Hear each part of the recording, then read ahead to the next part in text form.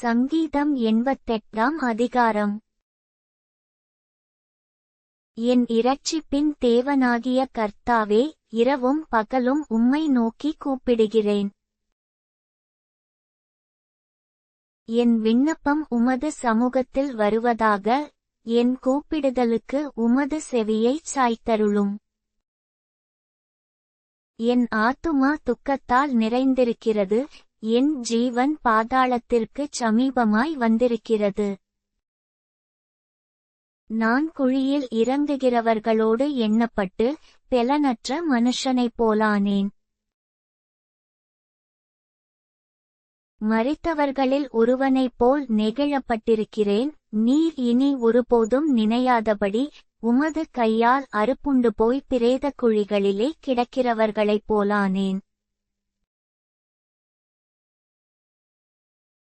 என்னை பாதாளக் குழியிலும் இருளிலும் ஆழங்களிலும் வைத்தீர்.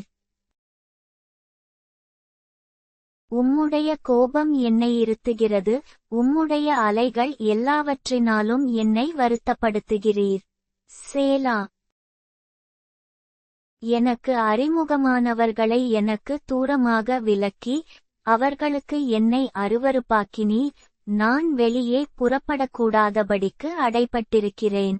துக்கத்தினால் என் கண் தொய்ந்து போயிற்று. கர்த்தாவே, அனுதினமும் நான் உம்மை நோக்கி கூப்பிட்டு, உமக்கு நேராக என் கைகளை விரிக்கிறேன்.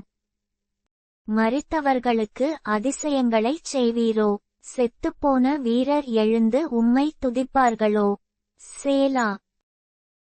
பிரேத குழியில் உமது கிருபையும், அழிவில் உமது உண்மையும் விவரிக்கப்படுமோ? இருளில் உமது அதிசயங்களும், மறதியின் பூமியில் உமது நீதியும் அறியப்படுமோ? நானோ கர்த்தாவே, உம்மை நோக்கி கூப்பிடுகிறேன். காலையிலே என் விண்ணப்பம் உமக்கு முன்பாக வரும். கர்த்தாவே, ஏன் என் ஆத்துமாவை தள்ளிவிடுகிறீர்? ஏன் உமது முகத்தை எனக்கு மறைக்கிறீர்? சிறுவயது முதல் நான் சிறுமைப்பட்டவனும் மாண்டு போகிறவனுமாயிருக்கிறேன். உம்மால் வரும் திகில்கள் என்மேல் சுமந்திருக்கிறது, நான் மனங்கலங்குகிறேன்.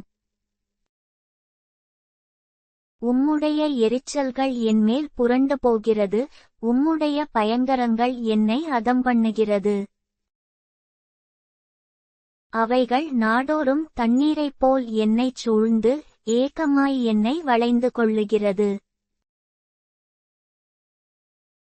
சிநேகிதனையும் தோழனையும் எனக்கு தூரமாக விலக்கினீ, எனக்கு அறிமுகமானவர்கள் மறைந்து போனார்கள்.